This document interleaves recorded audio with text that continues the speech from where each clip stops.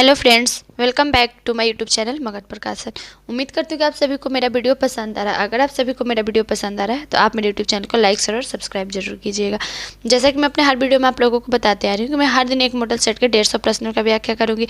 तो आज की इस वीडियो में हम लोग बात करेंगे मॉडल सेट 8 के 150 प्रश्नों के बारे में। तो पहला प्रश्न हमारा है, सिंचाई एवं अन्य प्रयोजनों के लिए जलापूर्ति जरिए एक नहर प्रणाली द्वारा सेवित क्षेत्र को कहा जाता है। तो उसे कहा जाता है कमान क्षेत्र।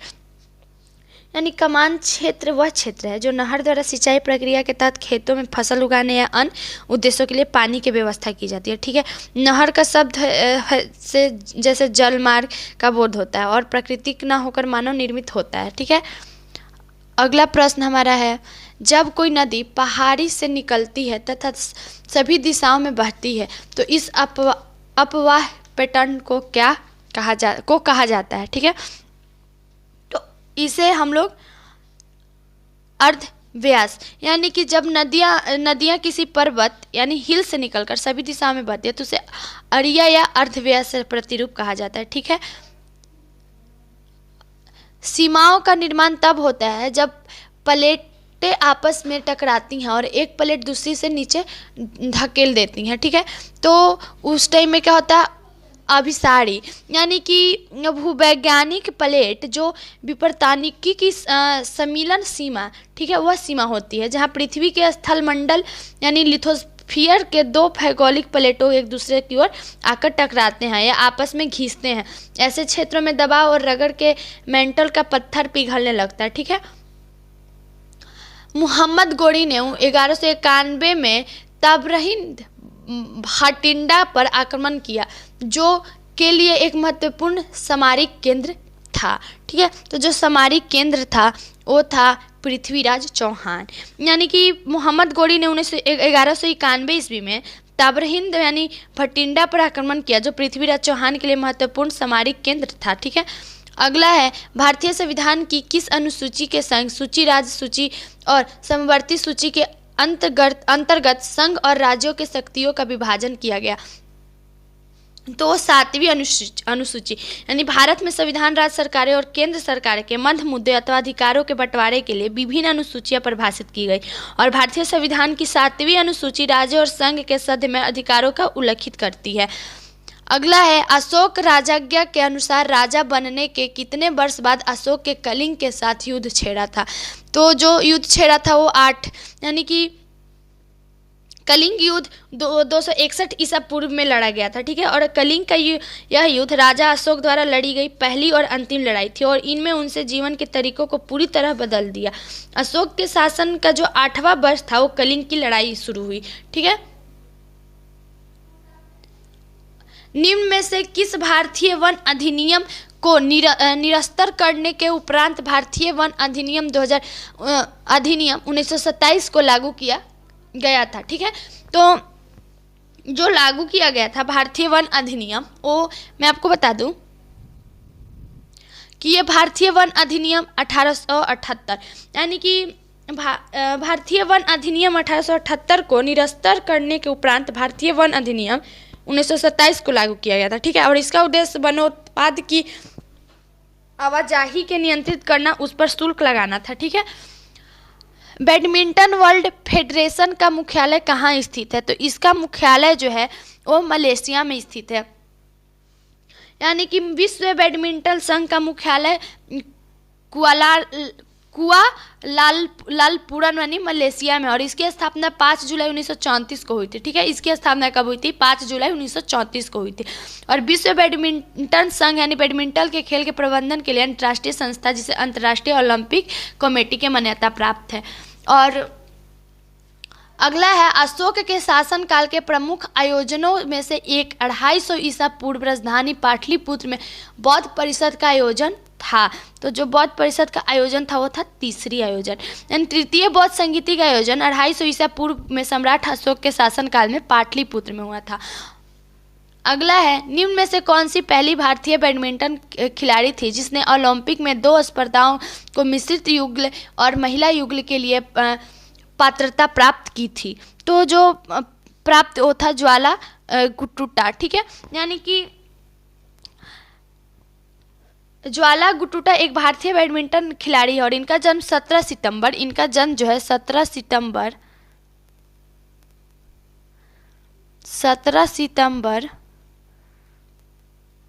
1983 ईस्वी में हुआ था। ठीक है, 1983 ईस्वी में। निम्न में से कौन सा संगठन वैश्विक नौचारा सूचांक जारी करता है? सूचांक जारी करता है तो जो है वो जारी करता है एनसीडी कर्नल विश्वविद्यालय WIPO। ठीक है, और मैं कुछ आगे बढ़ने से पहले बोलूँगी कि अगर आप लोगों को कहीं भी कोई कन्फ्यूजन है या कुछ नहीं समझ में आ रहा है या किसी चीज़ को लेकर कुछ भी है तो आप लोग कमेंट करके ज़रूर बताइएगा, ताकि मैं और बेटर करने की कोशिश करूं और अच्छे से एक्सप्लेन करने की कोशिश करूं।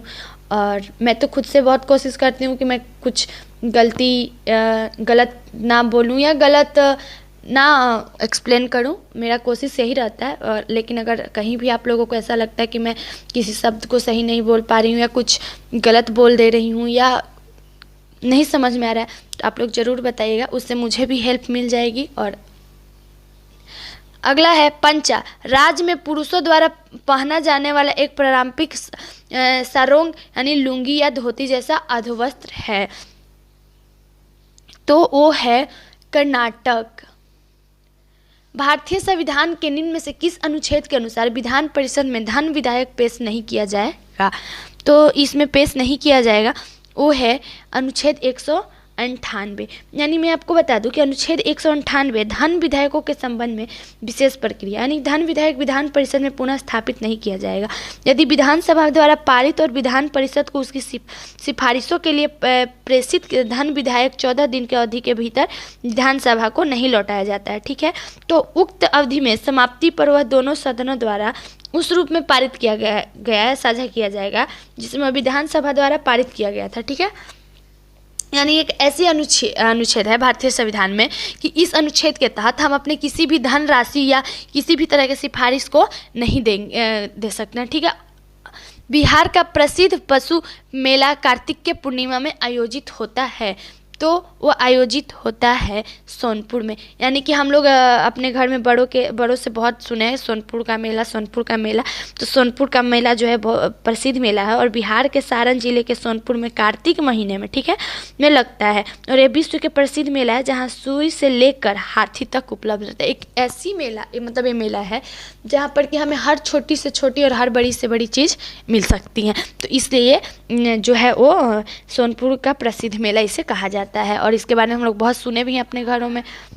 अगला है उत्तरी बिहार का प्राचीन नाम क्या था? तो उत्तरी बिहार का प्राचीन नाम क्या था? तो उत्तरी बिहार का जो प्राचीन नाम था वो था वज्जी। यानी मैं आपको बता दूं कि वर्तमान का उत्तरी बिहार 16 महाजनपद में के समय वज्जी नाम से जाना जाता था और अवंती वर्तमान में मलावा क्षेत्र है। ठीक है, अगला प्रश्न है, निम्न में से किस स्थान पर कोसी नदी गंगा नदी से मिलती है? तो जो गंगा नदी से मिलती है वो है कुर्सेला, यानी कुर्सेला। विक्रमशिला गंगोत्री डॉल्फिन अभयारण्य बिहार के किस जिले में स्थित है? तो ये बिहार के भागलपुर जिले में स्थित है। यानी बिहार के भागलपुर जिले में स्थित विक्रमशिला गंगोत्री डॉल्फिन अभयारण्य को लुप्त प्राय गंगोत्री डॉल्फिन के लिए संरक्षित क्षेत्र के रूप में नामित किया गया और कई संगठन इन्हें फिर से इनके स्वच्छ आवास क्षेत्र में बसाने के लिए नदियों के विकल्प तैयार कर रहे हैं। ठीक है, अगला है मुहिंदू पेट्रियाट का संपादक कौन था? तो इसका संपादक जो है वो हरिश्चंद्र मुखर्जी। द हिंदू पेट्रियाट पत्रिका के माध्यम से नील की खेती करने वाले किसान के समस्या को उजागर किया था। साम्राज्य के अंतर्गत स्वशासन नामक उद्योग को मुस्लिम लीग ने कब स्वीकार किया? 1913 ईस्वी में। यानी कि 1905 ईस्वी में बंगाल के विभाजन के ने सांप्रदायिक विभाजन को जन्म दे दिया और 30 सितंबर 1906 को ढाका को नवाब आगा खां और नवाब मोहसिन उल मुल्क के नेतृत्व में भारतीय मुस्लिमों के अधिकारों की रक्षा के लिए और मुस्लिम लीग का गठन किया गया था। प्रारंभ में उसे ब्रिटिश द्वारा काफी सहयोग मिला, लेकिन इसमें 1913 ईस्वी में स्वशासन के विचार पर अपना लिया, तब ब्रिटिशों ने इसके को किनारा कर लिया। वर्ष 1897 ईस्वी के भारतीय राष्ट्रीय कांग्रेस अमरावती अधिवेशन के किसने 3 दिवस तमाशा कहा था? तो जो 3 दिवस तमाशा कहा था वो है अश्वनी कुमार दत्त। यानी कि 1857 ईस्वी में कांग्रेस के 13वें अधिवेशन अमरावती आंध्र प्रदेश में हुआ था और इस अधिवेशन की अध्यक्षता सी शंकरन नायर ने किया था। ठीक है, जिमारमैन योजना से संबंधित व्यक्ति था, तो उसमें से उपयोग जैसे लाला हरदयाल, भूपेंद्र दत्त, वीरेंद्रनाथ चट्टोपाध्याय, मतलब ये लोग जो थे भूपेंद्र दत्त या वीरेंद्रनाथ चट्टोपाध्याय 1915 ईस्वी में जिमरमैन योजना के तहत Berlin committee of India independence की स्थापना की। किसान नेता मोतीलाल तेजावत संबंधित है। किसान नेता मोतीलाल तेजावत संबंधित है तो किस चीज से संबंधित है?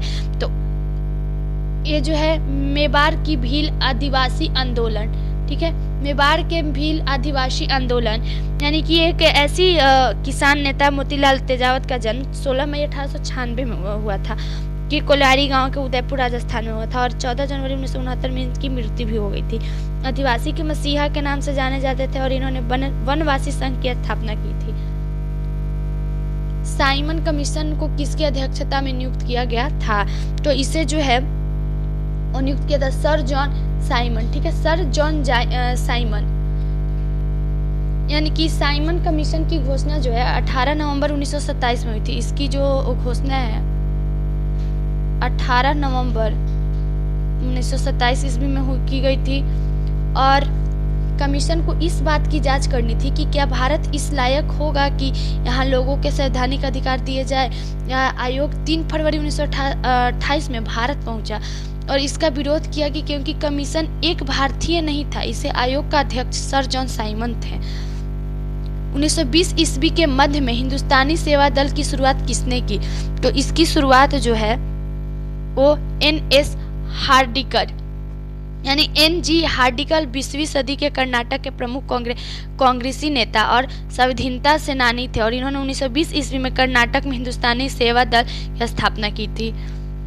जमशेदपुर लेबर एसोसिएशन की स्थापना 1920 ईस्वी में किसने की थी? तो 1920 ईस्वी में वो थे SN हल्दर। यानी जनवरी 1920 में टिस्को कंपनी के कुछ वर्करों ने हड़ताल शुरू की और इन्होंने कलकत्ता जाकर प्रसिद्ध बैरिस्टर सुरेंद्र नाथ हल्दर द्वारा नृत्य करने का अनुरोध किया। किसान क्या करे किसने लिखी? किसान क्या करे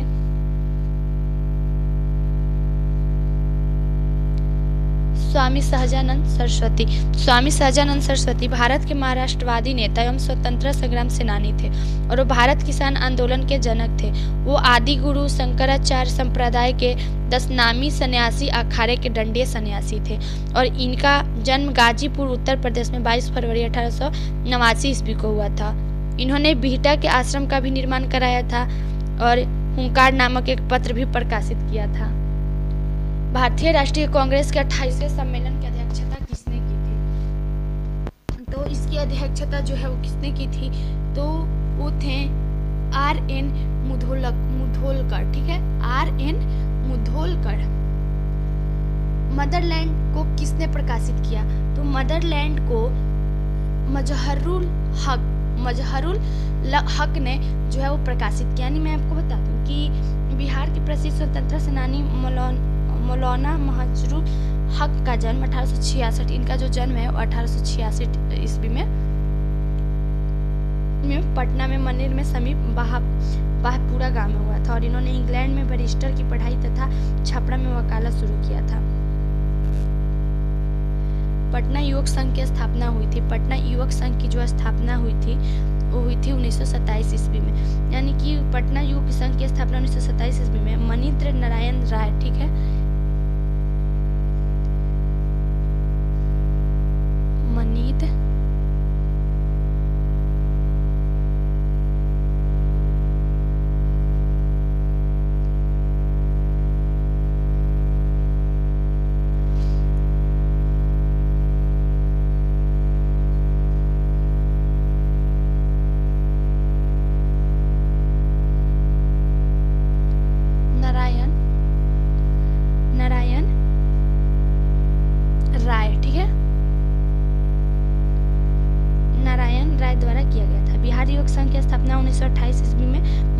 के प्रोफेसर ज्ञान साहा ने किया था।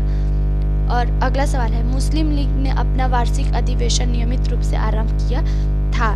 तो वो आरंभ किया था 1925 ईस्वी में, यानी 30 दिसंबर 1906 ईस्वी को ढाका के नवाब सलीम उल्लाह खान ने निमंत्रण पर सम्मेलन हुआ। ठीक है, यानी 30 दिसंबर 1906 ईस्वी को ढाका के नवाब सलीम उल्लाह खान ने नियंत्रण पर सम्मेलन हुआ और नवाब वकारुल मुल्क इसके अध्यक्ष थे। इसी सम्मेलन में अखिल भारतीय मुस्लिम लीग का उदय हुआ था। तेभागा आंदोलन सन 1946 ईस्वी में बंगाल में आरंभ हुआ। तो ये बंगाल में आरंभ हुआ किसान सभा के नेतृत्व में, यानी कि तेभागा आंदोलन बंगाल में सबसे प्रमुख कृषक आंदोलनों में से एक था। 1946 ईस्वी में हुआ था आंदोलन बटाईदारों और जमींदारों एवं साहूकारों के विरुद्ध जोतेदारों द्वारा चलाया गया था। 1934 ईस्वी में कांग्रेस सोशलिस्ट पार्टी की स्थापना की गई थी। तो इसकी स्थापना जो है वो जयप्रकाश नारायण और आचार्य नरेंद्र देव द्वारा की गई थी। उद्योग और स्थान के निम्न जोड़ों में से कौन सा जोड़ा सही नहीं है? तो जो इसमें जोड़ा सही नहीं है वो है रेल डिब्बा और अभियांत्रिकी भागलपुर, यानी कि बिहार के निम्न जिलों में से किस जिले में ही पिटामोंड संयम मिट्टी पाई जाती है? तो ये मिट्टी जो है वो पाई जाती है पश्चिमी चंपारण, यानी मैं आपको बता दूं कि बिहार के पश्चिमी चंपारण जिले में पिटमोंड स्वैप मिट्टी पाई जाती है और यह चट्टानों एवं कंकड़ के युक्त होती है और यह मैली होती है जो कि कार्बनिक पदार्थ में समृद्ध होती है। और ये बिहार के उत्तरी भाग की मृदा में जिसे गंडक, बूढ़ी गंडक, महानंदा, कोसी इनके द्वारा लाई गई अवसाद तलछट के कारण बनती है। बिहार के निम्न प्रशासनिक विभागीय जोड़ों में से किस जोड़े से गंगा नदी नहीं बहती है? तो जिस जोड़े से गंगा नदी नहीं बहती है वो है कोसी मगध, यानी कि बिहार में गंगा दरभंगा मंडल के समस्तीपुर जिले तथा मुंगेर के बेगूसराय, खगड़िया, लखीसराय जिले में होकर बहती है। ठीक है, और पूर्णिमा मंडल के कटिहार जिले तथा भागलपुर के मंडल में भागलपुर जिले के होकर गंगा बहती है। और तिरहुत मंडल के वैशाली जिले तथा पटना मंडल के बक्सर, भोजपुर से होकर गंगा बहती है। गंगा बिहार के 12 मुख्य जिलों से होकर बहती है। निम्नलिखित में से प्राचीन भारत में की कौन सी लिपि दाहिने से बाईं ओर लिखी जाती है? निम्नलिखित में से जो प्राचीन भारत है जिसमें कि कौन सी ऐसी लिपि है जो दाहिने से बाईं की ओर लिखी जाती है? तो मैं आपको बता दूं कि वो लिपि जो है वो खरोष्टी। अब आप ये सोचेंगे कि खरोष्टी लिपि क्या है, तो मैं आपको बता दूं कि मौर्य सम्राट अशोक के सब्जगढ़ी में जो था मनुसेहरा यानी पाकिस्तान स्थित अभिलेख, यानी पाकिस्तान के जो अभिलेखों होती थी वो खरोष्टी लिपि का प्रयोग किया गया। और भारत में पश्चिमी क्षेत्रों में प्रचलित यह लिपि दाएं से बाएं की ओर लिखी जाती है। ठीक है, निम्नलिखित में से कौन सा बंदरगाह गुप्त काल के उत्तर भारतीय व्यापार के लिए उपयोग किया जाता था? तो जो उपयोग किया जाता था वो है ताम्रलिप्त। ठीक है, यानी कि दक्षिण एशिया, दक्षिण पूर्व एशिया से व्यापार के लिए गुप्त काल में ताम्रलिप्त, पलूड़ा तथा खंडसाला बंदरगाह का उपयोग किया जाता था। मुगल चित्रकला किसके नृत्य में अपने शीर्ष बिंदु पर थी? तो जो अपने शीर्ष बिंदु पर थी वो है जहांगीर, यानी कि मुगल सम्राट जहांगीर ने हेरात के उत्प्रवासी अकारिजा ने नृत्य में आगरा में एक चित्रशाला की स्थापना की। जहांगीर के समय चित्रकारी में जो नए प्रयोग हुए उस प्रकार के जहाँ की जहांगीरी कालीन चित्रकला ईरानी प्रभाव से मुक्त चित्रों का यथार्थ पहले अधिक जो मतलब जहांगीर का जो था वो बहुत सारी ऐसी चित्रकला जो थी जैसे कि जहांगीरी कालीन चित्रकला ईरानी प्रभाव से मुक्त चित्रों का साथ चित्र शैली मरोक्को इस तरह की जो थी वो चित्रकला शैली थी। मध्यकालीन भारत में मनसबदारी व्यवस्था क्यों लागू की गई थी? तो ये जो है वो लागू की गई थी सैनिकों के सुगमता में भर्ती हेतु, यानी कि मैं आपको बता दूं कि मनस्व एक अरबी शब्द है जिसका आयस पद की प्रतिष्ठा तथा हैसियत को लगाया जाता है और मनसबदारी व्यवस्था मंगोलों के दशमलव पद्धति पर आधारित थी और मुगल सम्राट अकबर ने इस व्यवस्था को अपने शासन काल 11वें वर्ष 15वें वर्ष के बीच में लागू किया था। अष्टप्रधान का गठन किसने किया था? तो अष्टप्रधान का गठन जो है वो शिवाजी ने किया था। यानी मराठा शासक शिवाजी के प्रशासन में राजा की सहायता हेतु एक मंत्री परिषद होती थी और इस अष्टप्रधान में के नाम से जाना जाता था। अष्टप्रधान के प्रमुख पेशवा होता था जिसका स्थान राजा के बाद होता था। दिल्ली के किस सुल्तान ने सबसे ज्यादा नहरों का निर्माण किया था? फिरोज शाह तुगलक। यानी भारत में 19वीं सदी में पूर्व सिंचाई के इतिहास में फिरोजा शाह तुगलक के सिंचाई निर्माण के लिए नहरों को खुदवाना एवं जलाशय के लिए जाना जाता था और इन्होंने जो है दिल्ली के सुल्तान के सबसे ज्यादा नहरों का निर्माण फिरोजा शाह तुगलक ने ही करवाया, जिससे कि सिंचाई और नहरों के जलाशय में आसानी हो और किसानों को किसी तरह की परेशानी ना हो। बंगाल की खाड़ी में समुद्री डकैती हेतु हुगली नदी का उपयोग कौन करता था? तो हुगली नदी का जो उपयोग होता था वो पुर्तगाली, यानी कि पुर्तगाली जो वायसराय होती है यानी नीनू डी गुन्ना यानी 1529 से 38 ईस्वी में कोचीन की जगह गोवा के राजधानी बनाया गया था। ठीक है, और उसने पूर्वी समुद्री तट की ओर प्रसार करते हुए हुगली को बंगाल की खाड़ी यानी समुद्री लूटपाट के लिए एक केंद्र के रूप में प्रयोग किया था। ढंगों का उन्मूलन किसके नेतृत्व में हुआ था? तो इसका जो है वो है कैप्टन सलीमन। यानी कि मैं आपको बता दूं कि 17वीं और 18वीं सदी में बुंदेलखंड से विदर्भ क्षेत्र तक ठगी प्रथा प्रचलित थी और इसे समाप्त करने के लिए ब्रिटिश सरकार ने विशेष पुलिस दस्ता यानी कर्नल सलीमन 1788 से 1856 ईस्वी तक नेतृत्व में तैयार किया गया। और अगला प्रश्न हमारा है, अफगानिस्तान के प्रति आक्रामक नीति किस वायसराय ने अपनाई थी? तो वो अपनाई थी लॉर्ड लिटन। ठीक है, लॉर्ड लिटन। यानी लॉर्ड लिटन जो थे 1876 से 1880 ईस्वी तक पश्चिमोत्तर भारत में ब्रिटिश स्थिति सुदृढ़ करने के लिए 1878 से 1880 ईस्वी के मध्य द्वितीय अफगान युद्ध छेड़ दिया था।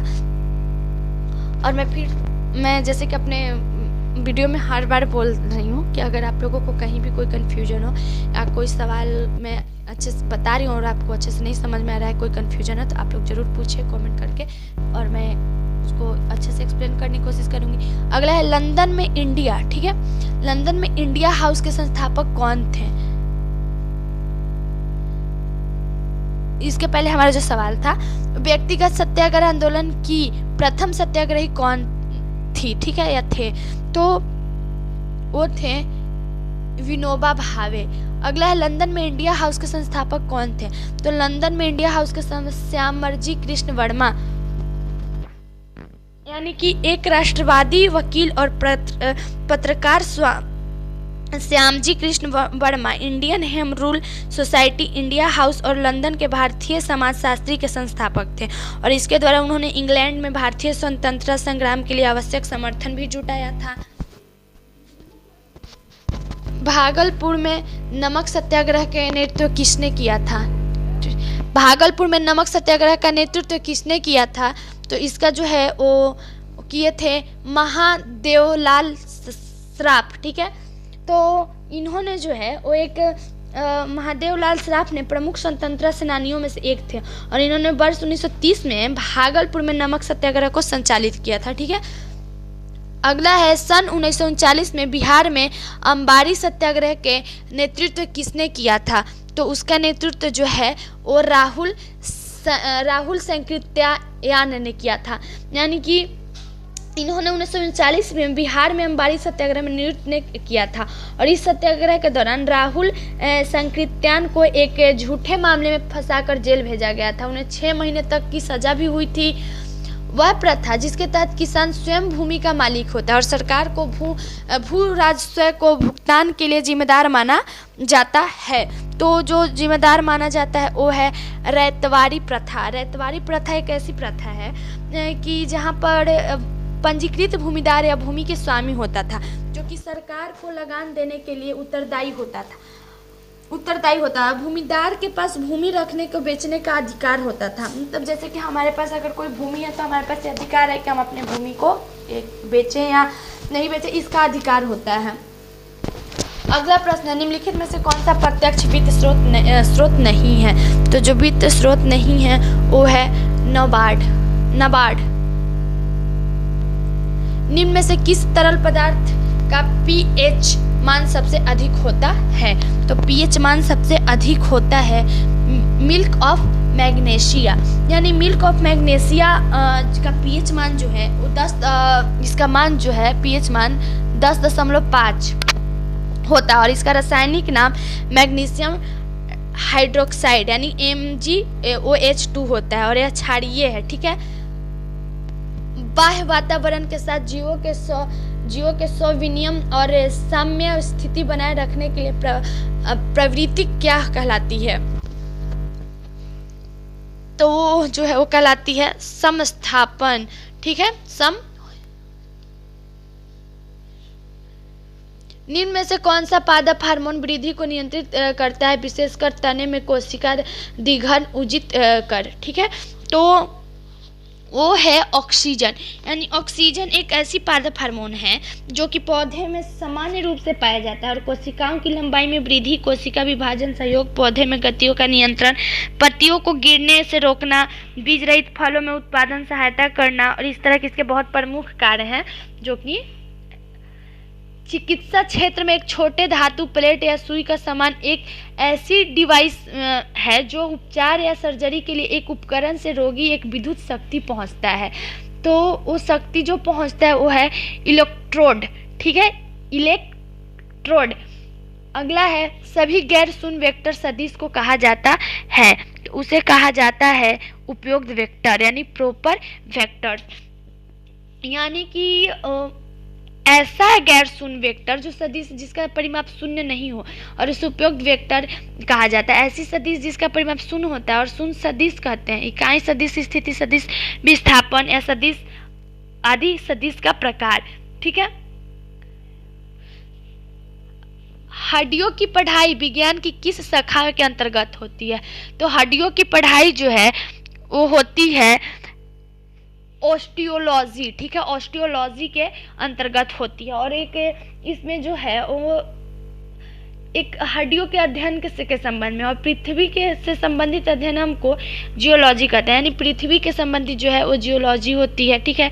और रक्त के एंटीबॉडी एवं एंटीजन के अध्ययन को सेरोलॉजी कहते हैं और पर्वतों के अध्ययन को ओरोलॉजी कहते हैं। इस तरह से और एस्ट्रोलॉजी जो है वो हड्डियों से के संबंध में। निम्नलिखित में से किसकी कोशिका में कोई एंजाइम नहीं होती है? तो जो एंजाइम नहीं होती है वह विषाणु वायरस, यानी कि लाइकेन जीवाणु और शैवाल में कोशिका भित्ति होती है, परंतु विषाणु की कोशिका भित्ति का अभाव होता है। ठीक है। और इसमें प्रोटीन किट होता है। मनुष्य के शरीर के किस अंग में लिम्फोसाइट का निर्माण होता है? तो उसका निर्माण जो है वो होता है अस्थि मज्जा। ठीक है, अस्थि मज्जा। निम्नलिखित में से किस हार्मोन में आयोडीन मिली होती है?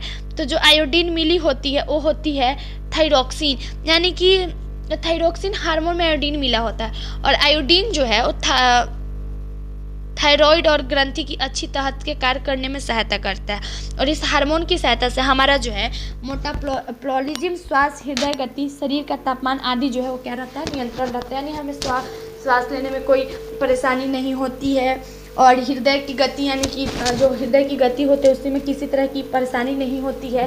तो इन सब पे नियंत्रित करता है। अगला है, एड्स किसके कारण होते हैं? ठीक है, एड्स जो है वो किसके कारण होता है? तो मैं आपको बता दूं कि ये जो है ये होता है विषाणु वायरस के वजह से। यानी एड्स मतलब एक उपजर्तित प्रतिरक्षी आपूर्ति संलक्षण है जो कि HIV, ठीक है, HIV यानी ह्यूमन एनोमिनिस एक वायरस होता है, ठीक है, के कारण होता है और यह विषाणु मानव के प्रति रोग प्रतिरोध क्षमता में होता है। दबाव का मात्रक है, तो दबाव का मात्रक होता है न्यूटन मीटर स्क्वायर, यानी कि किसी भी तहत के इकाई के क्षेत्रफल पर लगने वाले अभिलंब बल को दबाव कहते हैं। और दबाव का ऐसा ही मात्रक होता है पास्कल। जैसे कि हम लोग 9th क्लास के साइंस के बुक में पढ़े हैं, दबाव का जो एसआई मात्रक होता है, गति का एसआई मात्रक, इन सब तो दाब का एसआई मात्रक पास्कल होता है और इसकी इकाई न्यूटन मीटर होती है, स्क्वायर होती है। सूर्य का प्रकाश पृथ्वी पर पहुंचता है तो सूर्य का प्रकाश जो है वो पृथ्वी पर 8 मिनट में पहुंचता है, यानी जो सूर्य और पृथ्वी से 14.96 करोड़ किलोमीटर की दूरी है। ठीक है, क्या 14.96 करोड़ किलोमीटर की दूरी, और इतनी दूरी को तय करने के लिए प्रकाश को जितना समय लगता है वही समय सूर्य के प्रकाश को पृथ्वी तक आने में लगेगा। ठीक है, यानी कि प्रकाश की चाल को क्या करेंगे, तो वो 8 मिनट में जो है वो सूर्य की प्रकाश पृथ्वी पर पहुंच जाती है। निम्नलिखित में कौन सी अदिश राशि है? निम्नलिखित में से कौन सी अदिश राशि है? तो जो अदिश राशि है वो है दाब, यानी कि जिन भौतिक राशियों का व्यक्त करने के लिए केवल परिणाम की आवश्यकता होती है उन्हें अदिश राशि कहते हैं। और दूरी, चाल, द्रव्यमान, दबाव, आवृत्ति, आवेश, अदिश राशियाँ, जबकि बल, वेग और त्वरण ऐसी सदिश राशि हैं, इसको व्यक्त करने के लिए परिणाम के साथ साथ दिशा की भी आवश्यकता होती है। वायु में ध्वनि तरंग होती है, वायु में जो ध्वनि तरंग होती है वो होती है अनुदैर्घ्य। ठीक है, अगला है 50 सेंटीमीटर सेल्सियस, 50 डिग्री सेल्सियस का मान फ़ारेनहाइट स्केल में है,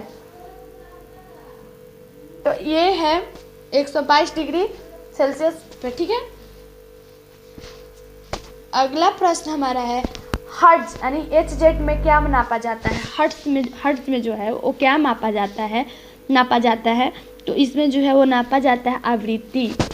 ठीक है, आवृत्ति जो है इसे मापा जाता है। यानी मैं आपको एक बार इसको बता दूं कि हर्ट्ज आवृत्ति इसका ऐसा इकाई है, और 19वीं शताब्दी में प्रसिद्ध जर्मन वैज्ञानिक रुडोल्फ ने हर्ट्ज का सम्मान देने के लिए आवृत्ति को मात्रक के रूप में हर्ट्ज को अपनाया गया था। ठीक है, शरीर का तापमान नियंत्रित करता है, तो शरीर का तापमान नियंत्रित करता है वो करता है हाइपोथैलेमस। ठीक है, हाइपोथैलेमस जो है वो शरीर के तापमान को नियंत्रित करता है और यह मस्तिष्क क्षेत्र को छोटा सा भाग होता है और यह मस्तिष्क के आधार पर पिट्यूटरी ग्रंथि के पास होता है। ठीक है, पिट्यूटरी ग्रंथि के पास जो ये होता है, जो कि हमारे मस्तिष्क में छोटा सा एक भाग होता है। विद्युत धारा किस उपकरण से नापी जाती है? तो विद्युत धारा जो है वो एमीटर से मापी जाती है, यानी कि वोल्ट मीटर किसी परिपथ में किन्हीं दो बिंदुओं के बीच विभवांतर को मापने के लिए प्रयोग में लाया जाता है और वोल्ट मीटर विद्युत धारा की मात्रा को मापता है। अगला प्रश्न है विद्युत शक्ति की इकाई है, तो विद्युत शक्ति की इकाई है वाट, यानी कि विद्युत धारा में मीटर के द्वारा मापा जाता है, जबकि मीटर विद्युत धारा का मात्रक होता है। क्यूलम विद्युत आवेश का मात्रक है, वाट विद्युत शक्ति का मात्रक इकाई होता है। आधुनिक रसायन शास्त्र का जनक किसे कहा जाता है? तो आधुनिक रसायन शास्त्र का जनक जो है वो लेवोजियर को कहा जाता है। ठीक है, यानी कि आधुनिक रसायन शास्त्र का जनक लेवोजियर को कहा जाता है और ज्वलनशीलता में ऑक्सीजन की भूमिका की खोज के लिए विशेष रूप से प्रज्ञात थे। ठीक है, एक तत्व में इलेक्ट्रॉनों और न्यूट्रॉनों की संख्या क्रमशः 18 तथा 20 है। इन तत्व की द्रव्यमान संख्या है, तो इन तत्व की द्रव्यमान संख्या जो है वो है 38। निम्नलिखित में से किसे हंसाने वाली गैस कहा जाता है?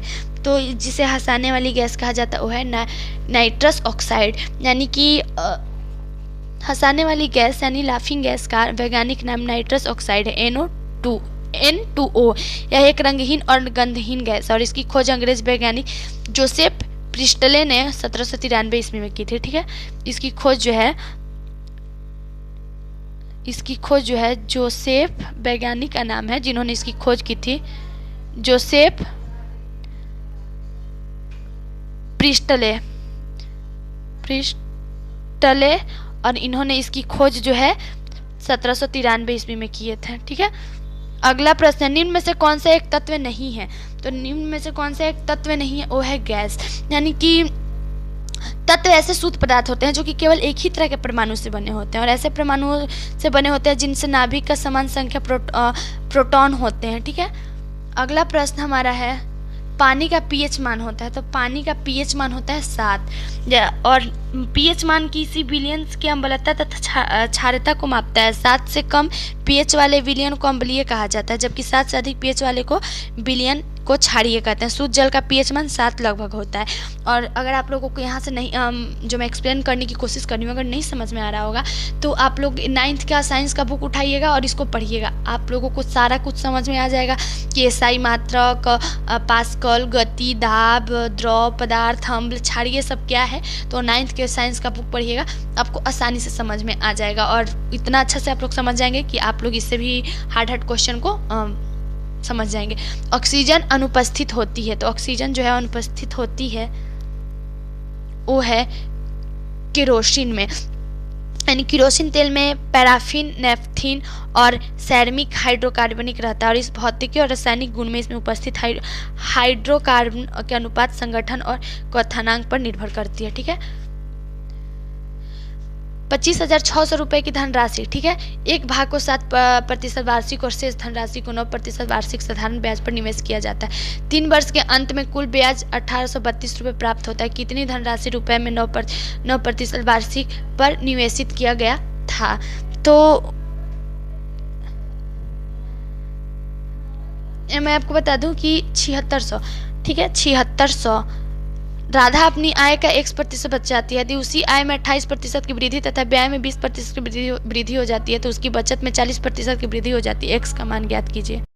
हमारा अगला प्रश्न है, राधा अपनी आय का 1% बचाती है। यदि उसकी आय में 28% की वृद्धि तथा व्यय में 20% की वृद्धि हो जाती है तो उसकी बचत में 40% की वृद्धि हो जाती है। एक्स का मान ज्ञात कीजिए। तो एक्स का मान हमें जो है वो ज्ञात करना है।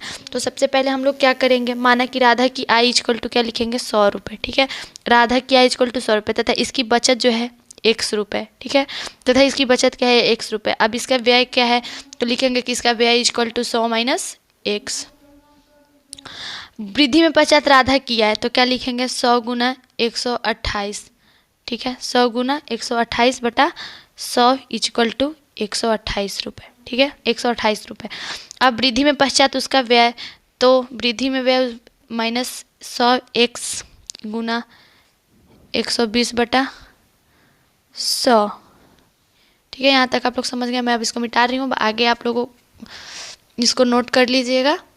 अब यहाँ पर लिखेंगे 100 एक्स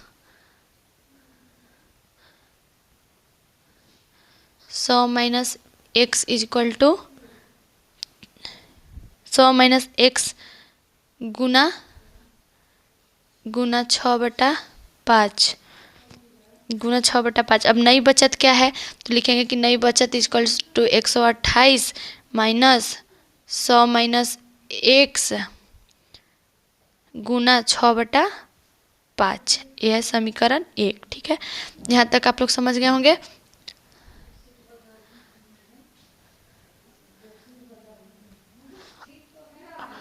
अब अगला हमारा क्या है कि वृद्धि के बाद नई बचत, इसमें पूछ रहा है कि वृद्धि के बाद की नई बचत। तो यहाँ पर हम लोग लिख सकते हैं कि वृद्धि के बाद की नई बचत इक्वल टू 140 एक्स बटा 100 इक्वल टू 7x/5। ये हो गया दूसरा समीकरण। ठीक है, दूसरा समीकरण।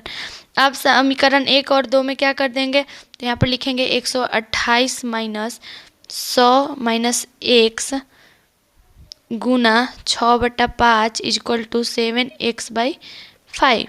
ठीक है, अब यहाँ पर लिखेंगे 8 इक्वल टू 7, यहाँ पर लिखेंगे 128 इक्वल टू माइनस 128 माइनस 120। ठीक है, plus 6/5 6x/5 equal to 7x/5। ठीक है, यहाँ तक आप लोग समय स्पेस कम होने की वजह से मैं इसको मिटा रही हूँ, पर आप लोग इसको नोट करते जाइएगा। जैसे मैं अपने हर वीडियो में आप लोगों को बोलती हूँ कि स्पेस कम होने की वजह से मुझे मिटाना पड़ता है। तो यहाँ तक हो गया। अब हम लोग लिखेंगे 8 equal to 7x/5 minus 6x/5। ठीक है, equal to x/5 is equal to 8, x is equal to 5 गुना 8 इजक्वल टू 40 यानी 40। ठीक है, तो अब इसका आंसर क्या हो गया 40। 126 रुपये को 1/3 अनुपात 1/4 के अनुपात में विभाजित किया जाता है तो होगा, तो अनुपात 1/3 1/4 यानी कि 4:3। ठीक है, 4:3। अब इसे हम लोग लिख सकते हैं कि 4/7। ठीक है, 4/7 गुना 126 इजक्वल टू 4 गुना 18 इजक्वल टू 72। ठीक है, 72। तो अब लिख सकते हैं 3/7। ठीक है, 3/7 गुना 126 इजक्वल टू 3 गुना 18 इजक्वल टू 54। 12 18 6 का चतुर्थानुपात यानी फोर्थ प्रोपोर्शनल 4k के तृतीय अनुपात के बराबर k का मान ज्ञात करें। k का मान हमें क्या करना है, ज्ञात करना है। ठीक है, तो k का मान हमारा, तो यहाँ पर लिख सकते हैं कि माना 12 18 6 का चतुर्थ समानुपातिक इजक्वल टू x है। ठीक है, क्या लिखेंगे 12 18 6 का यहाँ पर लिखेंगे चतुर्थ समानुपातिक x है, तो यहाँ पर लिखेंगे 12/18। ठीक है, 12/18 इजक्वल टू 6/x। ठीक है, 6/x यानी कि 12x इजक्वल टू 18 गुना 6। ठीक है, यानी कि x इजक्वल टू 18 गुना 6/12। ठीक है, तो 18 गुना 6 करेंगे, 18 छक 108। ठीक है, 108/12 यानी कि 12 9 108 यानी कि x का 9। ठीक है, x इजक्वल टू 9। ठीक है, यहाँ तक आप लोग समझ गए। अब मैं इसको मिटा रही हूँ। अब आगे इसका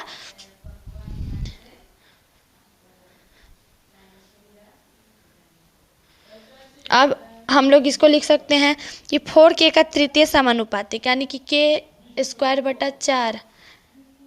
ठीक है, प्रश्नांश अब यहाँ पर लिख सकते हैं कि k²/4 इजक्वल टू 9। ठीक है, 9। ठीक है, तो यहाँ पर k² इजक्वल टू 4 गुना 9 इजक्वल टू 36। ठीक है, 36। अब 36 को हम लोग 2 से क्या करेंगे, कर देंगे तो 6, तो हमारा आ गया k का मान 6। त्योहार के मौसम के दौरान कोई दुकानदार प्रत्येक वस्तु पर 10% की छूट देता है। छूट देने के बाद भी उसे 20% का लाभ होता है। यदि वह कोई छूट नहीं देता है तो उसे उसका प्रतिशत लाभ दशमलव के 2 स्थान तक सही कितना होता है। तो यहाँ पर माना कि वस्तु का क्रय मूल्य इक्वल टू 100 रुपये। ठीक है, वस्तु के क्रय मूल्य इक्वल टू 100 रुपये और अंकित मूल्य इक्वल टू x रुपये। ठीक है, अंकित मूल्य इक्वल टू x रुपये। अब यहाँ पर लिख सकते हैं कि x गुना 90/100, x गुना 90/100 इजक्वल टू 100 गुना 120/100 इजक्वल टू 120। ठीक है, यहाँ तक आप लोग समझ गए। अब आगे हम लोग इसको मैं मिटा रही हूँ। अब आगे इसके लिखिएगा और यहाँ पर x इजक्वल टू 120 गुना 100/90 इजक्वल टू 400/3। और मैं उम्मीद करती हूँ कि मैं जो समझा रही हूँ आप लोगों को समझ में आ रहा होगा। अगर नहीं समझ में आ रहा हो तो जैसे मैं बार बार बोल रही हूँ कि अगर नहीं समझ में तो आप लोग कमेंट करके ज़रूर बताइए। मैं उसको और अच्छे से एक्सप्लेन करने की कोशिश करूँगी और अच्छे से आपको बताने की कोशिश करूँगी। और एक बात और कि मैं इसको बार बार मिटा रही हूँ क्योंकि मैं अपने हर वीडियो में बताई हूँ कि स्पेस कम होने की वजह से, जगह कम होने की वजह से मुझे मिटाना पड़ता है। लेकिन आप लोग इसको नोट करते जाइएगा। ठीक है, और नोट ही नहीं कीजिएगा बल्कि इसको अच्छे से समझिएगा भी, वरना पता चला नोट कर लिए कॉपी पे और दिमाग में कुछ घुस ही नहीं रहा है। तो इस तरह से कर लेंगे। ठीक है, जब कोई छूट नहीं दी जाए तो विक्रय मूल्य, जब कोई छूट नहीं दी जाए तो विक्रय मूल्य 400/3 रुपये। ठीक है, अब यहाँ पर लाभ इक्वल टू हम लोग लिखेंगे कि 400/3 माइनस 100 इक्वल टू 100/3। ठीक है, अब क्रय मूल्य इक्वल टू 100 रुपये, ठीक है। तो अब लाभ हमें निकालना है, तो हम लोग क्या करेंगे, लाभ इक्वल टू 100/3%, यानी कि 33.3%। यदि 5 अंक वाली संख्या 593 ए बी संख्याओं से 3, 7 और 11 से विभाज्य है तो a square minus b square plus a b का मान ज्ञात करें। तो जैसे मैं आप लोगों को बताई हूँ कि इसका मान कैसे ज्ञात करते हैं, तो अपने हर वीडियो में मैं 2, 4, 5 क्वेश्चन जो है आप लोगों को खुद बोलती हूँ बनाने के लिए। तो इसमें भी आप इसको खुद से बनाइएगा और इसका जो है मान ज्ञात कीजिएगा। अगर आप सही मान ज्ञात करते हैं, सॉल्व हो जाता है, तो आप कमेंट करके ज़रूर बताइएगा। किसी परीक्षा में किसी छात्र के औसत अंक 67.6 है। यदि उसे गणित में 27 से अधिक अंक, कंप्यूटर विज्ञान से 10 अधिक अंक, इतिहास में 18 अधिक अंक मिलते हैं और अन्य विषयों में समान अंक मिलते हैं, तो उसके औसत अंक 72.6 होते हैं। परीक्षा में कुल कितने प्रश्न पत्र विषय थे, ठीक है। तो यहाँ पर हम लोग लिख सकते हैं कि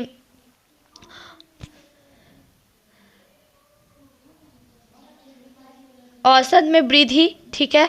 तो लिखेंगे कि औसत में वृद्धि इक्वल टू, औसत में वृद्धि इक्वल टू 72.6 माइनस 67.6, ठीक है, इक्वल टू 5, ठीक है। अंकों का प्रत्याशित वृद्धि जो है, तो अंकों का प्रत्याशित वृद्धि इक्वल टू हम लोग लिखेंगे 27 प्लस 10 प्लस 18 इक्वल टू 55, ठीक है, 55।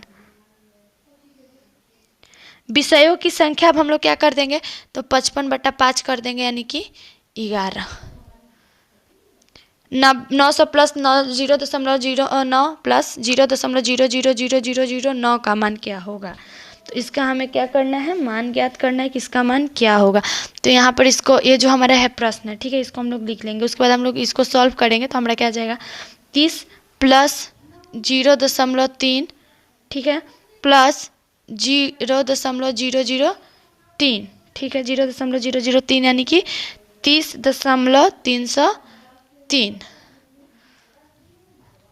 निम्न व्यंजक का मान ज्ञात करें। यानी मैं आपको पहले भी अपने वीडियो में बताई हूँ और मैं आप लोगों से एक जो है इस के बारे में भी बताई हूँ कि व्यंजक को कैसे हम लोग सॉल्व करते हैं, कैसे बनाते हैं। तो ये उसी तरह से बनाना है। और जिन्होंने अभी तक मेरा पिछला वीडियो नहीं देखा है तो मेरे चैनल को सब्सक्राइब करें और मेरे वीडियो को देखें, ताकि आप लोगों को समझ में आ जाएगा कि मैं ऐसे प्रश्नों को किस तरह से सॉल्व करती हूँ और कैसे बताती हूँ। तो आप लोगों को समझ में आ जाएगा। और आप लोग पिछला वीडियो देख के अगर इसको बनाएंगे तो आपको आसानी से समझ में आएगा और आसानी से बन भी जाएगा। तो मैं आपको बता दूँ कि ये जो है वो बन जाएगा, इसका आंसर होगा। और आप लोग इसको सॉल्व कीजिएगा। अगर नहीं होता है तो आप लोग जरूर बताइएगा। अगला प्रश्न है, कोई फल व्यापारी कुछ केले खरीदता है, उनमें से 1/5 भाग केले के सड़े निकल गए और इसीलिए उसने इन्हें फेंक दिया। उसने अपने पास के केले में से 2/5 भाग को 15% लाभ पर बेचा और शेष केलों को 10% के लाभ पर बेचा। उसका समग्र प्रतिशत हानि या प्रतिशत लाभ ज्ञात करें। तो यहाँ पर जो है माना कि कुल केलों की संख्या इक्वल टू 50, ठीक है, लिखेंगे माना कुल केलों की संख्या इक्वल टू 50। फेंके गए केलों की संख्या तो 50 गुना 1/5 इक्वल टू 10, ठीक है। अब यहाँ पर शेष हमारे पास क्या है, केले 40, तो यहाँ पर लिखेंगे 40 गुना 2/5 इक्वल टू 16 किलो का लाभ, ठीक है, यानी कि 16 गुना 15/100 इक्वल टू 2.4, ठीक है। यहाँ तक आप लोग समझ गए, 2.4। अब मैं इसको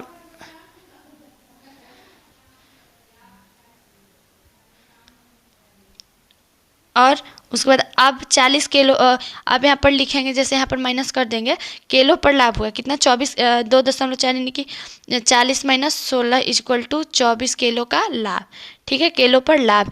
यहाँ पर लिख सकते हैं कि 24 गुना 10/100 इक्वल टू 2.4, ठीक है। अब 40 किलो का विक्रय मूल्य, ठीक है, 40 किलो का विक्रय मूल्य लिख के लिखेंगे equal to 40 plus 2.4 plus 2.4 equal to 44.8, ठीक है, 40.8। अब हानि हमें इसका ज्ञात करना है कि उसे कितना प्रतिशत जो है वो हानि हुआ या लाभ, ठीक है। तो यहाँ अब इसको हम लोग क्या करेंगे, हानि प्रतिशत इक्वल टू लिख सकते हैं, तो 50 माइनस 44.8 बटा 50 गुना 100, ठीक है। इसको हम लोग सॉल्व कर देंगे तो हमारा टोटल आ जाएगा 10.4। अगला प्रश्न है, यदि 15 मेजों का क्रय मूल्य 20 मेजों के विक्रय मूल्य के बराबर है तो हानि प्रतिशत क्या होगा। ठीक है, हानि प्रतिशत क्या होगा। यहाँ पर जो है इसको लिख सकते हैं कि हानि प्रतिशत इजक्वल टू 20 माइनस 15/20 गुना 100। ठीक है, यानी कि 5/20 गुना 100 यानी कि 25%। राम अपने स्कूल तक की दूरी का 3/5 भाग 9/4 किलोमीटर घंटा की गति से तय करता है तथा शेष भाग 3 किलोमीटर घंटा की प्रति से यदि उसे कुल 6 घंटे लगे तो कुल दूरी कितनी है। तो माना स्कूल तक की दूरी इक्वल टू x किलोमीटर। ठीक है, माना कि स्कूल तक की दूरी x किलोमीटर, तो यहाँ पर लिखेंगे कि 3x, ठीक है, बटा 5/9, ठीक है, बटा 4 प्लस 2x बटा 5 गुना 3 इक्वल टू 6। ठीक है, इक्वल टू 6। यहाँ तक आप लोग समझ गए। अब इसको आगे लिखेंगे 12x बटा 45 plus 2x by 15 equal to 6। ठीक है, 6। तो 18x equal to 6 Guna 45।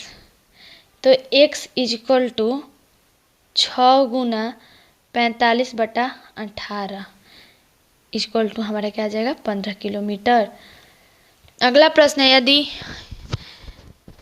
Bracket 9 के पावर 5 का गुना 81 गुना 3 के स्क्वायर 2a 81 स्क्वायर, ठीक है, हो तो a का मान है। तो यहाँ पर हमें a का मान जो है वो ज्ञात करना है।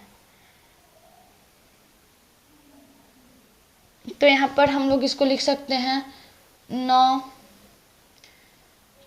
5 गुना ब्रैकेट 81 इक्वल टू 3 के पावर 2a गुना 81 का स्क्वायर।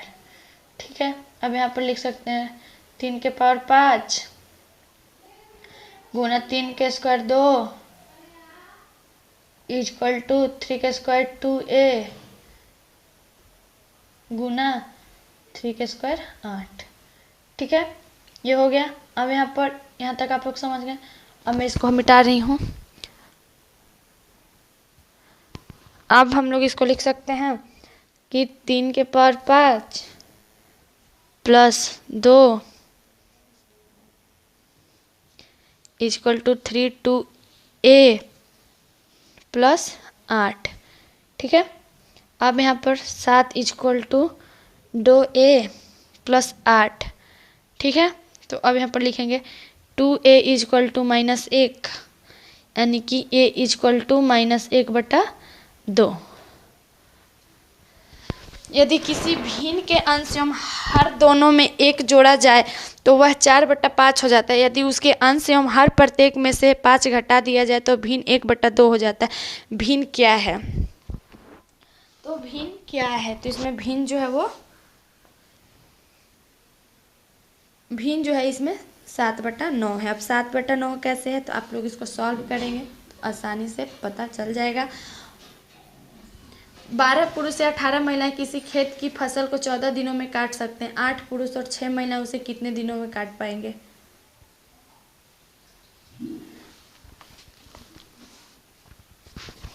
तो मैं इससे जुड़े सवाल जो है अपने पिछले वीडियो में बताई हूँ। इसके ठीक पहले वाले यानी मॉडल सेट 7 में भी बताई हूँ, 6 में भी बताई हूँ, 5 में भी बताई हूँ, मतलब हर वीडियो में बताई हूँ।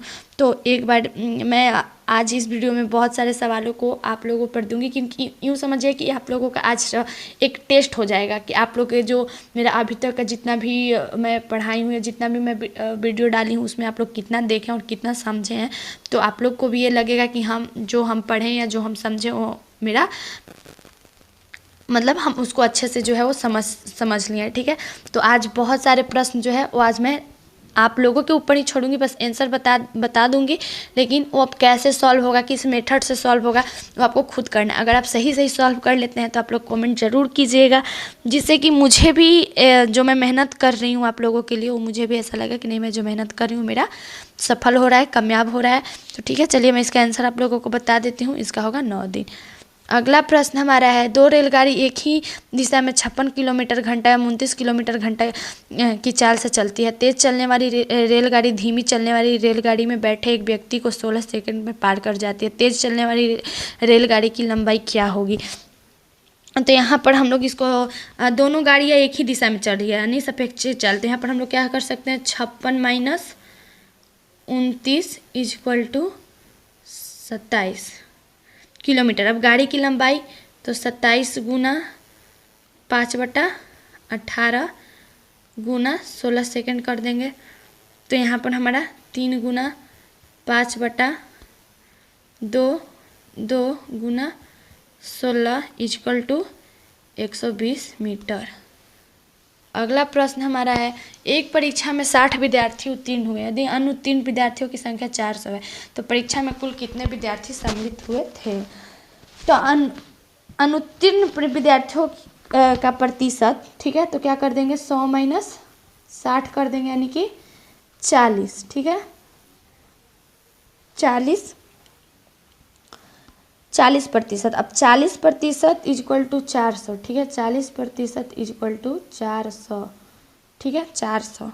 तो अब यहाँ पर लिख सकते हैं 1% इक्वल टू 400/40। ठीक है, 400/40। अब 100% इक्वल टू 400/40 गुना 100।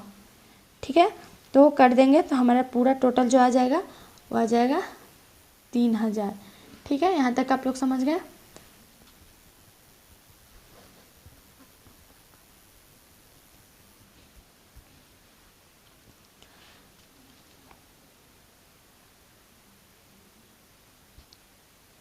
यहाँ पर 100% इक्वल टू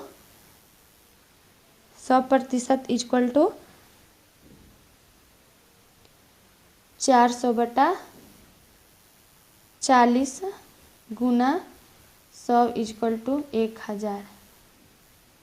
अगला प्रश्न हमारा है, एक चुनाव में केवल 2 उम्मीदवार थे। उम्मीदवार जिसे 43% मत प्राप्त हुआ, दूसरे उम्मीदवार द्वारा 420 मतों से पराजित हो गया। मतदान में कितने मत डाले गए? तो मतदान में जो है वो कितने मत डाले गए, तो सबसे पहले हम लिख सकते हैं कि पराजित उम्मीदवार का प्रतिशत क्या है, 43%। ठीक है, पराजित उम्मीदवारों का प्रतिशत जो है 43% है। अब विजयी उम्मीदवारों का प्रतिशत हम लोग क्या कर देंगे, 100 माइनस 43 इक्वल टू 57। ठीक है, 57। अब यहाँ पर प्रतिशत का अंतर 57 माइनस 43 इक्वल टू 14। ठीक है, 14। अब यहाँ पर क्या है, 14% इक्वल टू 420। ठीक है, यहाँ तक आप लोग समझ गए?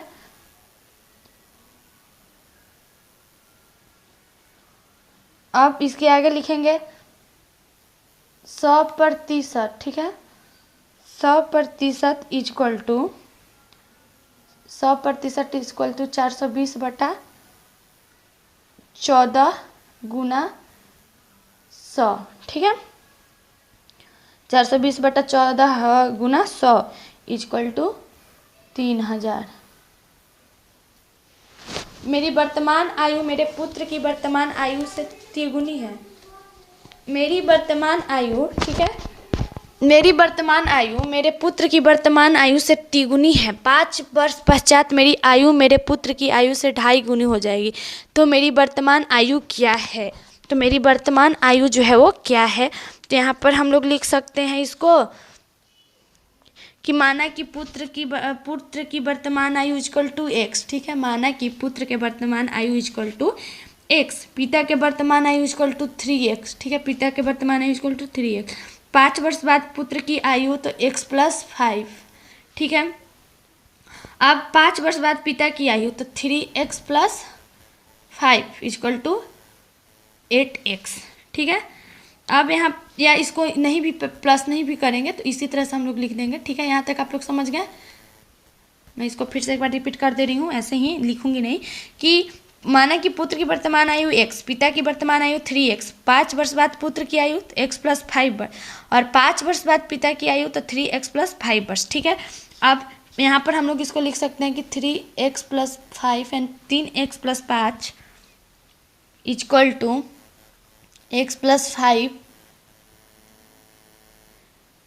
5 5/2। ठीक है, 6x + 10 = 5x + 25। 6x - 5x = 25 - 10 = 15। ठीक है, यानी कि 15x = 15 वर्ष। ठीक है, अब पिता की वर्तमान आयु, पिता की वर्तमान आयु क्या है 3x वर्ष। ठीक है, पिता की वर्तमान आयु क्या है 3x वर्ष, तो लिखेंगे कि पिता की वर्तमान आयु = 3x वर्ष = 3 × 15 = 45 वर्ष। 1.2 अनुपात 3.9 अनुपात 2 प्रश्नवाचक, तो प्रश्नवाचक के पास का क्या मान है, यानी जो चिन्ह है प्रश्नवाचक का वहाँ का मान क्या है। तो यहाँ पर 1.2 अनुपात 3.9। ठीक है, 0.2 प्रश्नवाचक चिन्ह। ठीक है, ये हमारा है 1/2 अनुपात 3/9 = 2 प्रश्नवाचक चिन्ह। ठीक है, यहाँ तक। अब हम लोग लिखेंगे कि प्रश्नवाचक चिन्ह = 3/9 गुना 2 बटा 1.2 = 2 गुना 39/12 = 13/2 = 6.5। अगला प्रश्न है 3:5 गुना 3:5 सॉरी 3.5 गुना 3.5 + 2 गुना 6.5 गुना 3.5 + 6.5 गुना 6.5 का मान क्या होगा। तो इसका मान जो है वो a² + b² + 2ab के मान पर निकाल देंगे, a + b के होल स्क्वायर पर निकाल देंगे तो इसका मान निकल जाएगा। तो इसका मान जो है वो 100 हो जाएगा, और इसका मान तो आप लोग बहुत आसानी से निकालेंगे क्योंकि a + b के होल स्क्वायर पर मान निकालना तो हम लोग 8 क्लास से ही पढ़े हैं। एक हौज की तली में एक छिद्र है, यदि हौज की छिद्र नहीं होता तो हौज 9 घंटे भर जाता, परंतु छिद्र होने के कारण उसे भरने में 1 घंटा समय अधिक लगता है। यदि हौज पूरा भरा हो तो छिद्र उसे कितने समय में खाली कर देगा। तो छिद्र ना होने पर 1 घंटे में हौज भरा गया है, तो 1/9। ठीक है, लिखेंगे कि छिद्र ना होने पर 1 घंटे में हौज भरा गया भाग 1 = 1 छिद्र होने पर 1 घंटे में भरा गया भाग छिद्र होने पर 1 घंटे में भरा गया भाग = 1/10। ठीक है, अब छिद्र द्वारा 1 घंटे में हौज के खाली किया गया है, 1 घंटे में हौज को खाली किया गया। लिखेंगे कि छिद्र द्वारा 1 घंटे में, ठीक है, छिद्र द्वारा 1 घंटे में हौज का खाली किया गया भाग, तो 1/9 माइनस 1/10 = 10 - 9/90 = 1/90, यानी कि 90 घंटे। किसी दो अंकों की संख्या हम संख्या के अंकों का परस्पर बदलने के लिए प्राप्त संख्या का योग 110 है, तो संख्या ज्ञात कीजिए जबकि उसके अंकों का अंतर 4 है। तो उसके अंकों का अंतर जो है 4 है, उसे हमें ज्ञात करना है। तो इसका जो है वो हो जाएगा, इसका जो है वो हो जाएगा 73। संख्या 6, 7, 11, 8, x 3, 14 का मान 8 है, तो x का मान क्या होगा। x का मान यहाँ पर हमें ज्ञात करना है। ठीक है, तो यहाँ पर हम लोग क्या कर देंगे, एक पहले लिखेंगे 6 + 7 + 11 + 8 + x + 3 + 14/7। 7 is equal to 8 is equal to 49 plus x बटा 7 is equal to 56 is equal to 49 plus x, ठीक है। यानी कि x is equal to 56 minus 49 is equal to 7। अगला प्रश्न हमारा है 256 5/4 का मान है। तो यहाँ पर 256 5/4 का मान, तो इजक्वल टू हम लोग क्या लिख देंगे, 4 का स्क्वायर 4 5/4, ठीक है। और उसके बाद 4 का स्क्वायर 4 गुना 5/4, ठीक है। यानी कि 4 के पावर 5 इजक्वल टू 1024।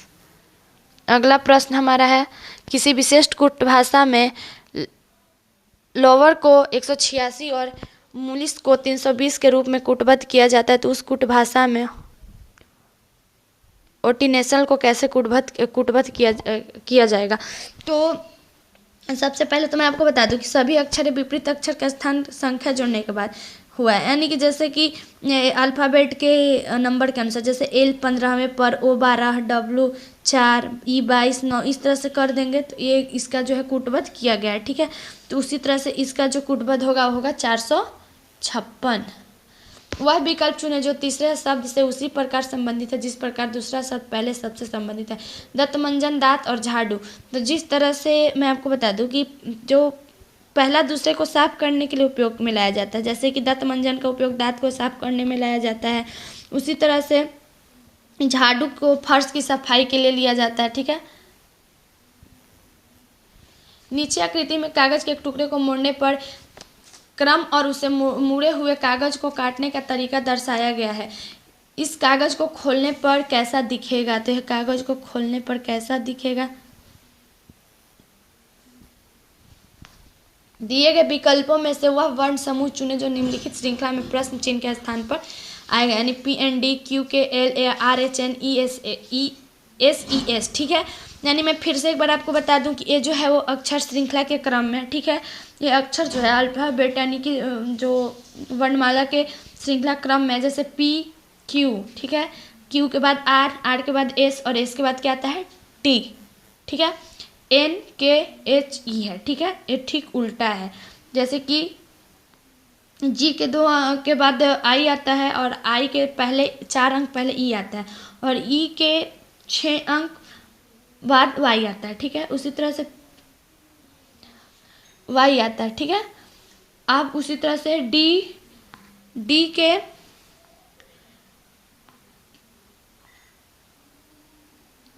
उसी तरह से जो है यहाँ पर Y नहीं, सॉरी, यहाँ पर जैसे कि P Q R S T, ठीक है। उसी तरह से N, तो N जो है वो K के N K के बाद आता है, लेकिन यहाँ पर N पहले है, ठीक है।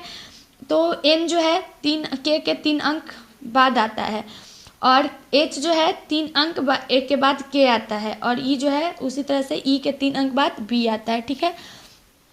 उसके बाद D जो है 5 अंक के बाद I आता है, D के 5 अंक के बाद I आता है, I के 5 अंक के बाद N आता है, N के 5 अंक के बाद S आता है, तो S के 5 अंक के बाद क्या आता है X आता है, यानी TBX।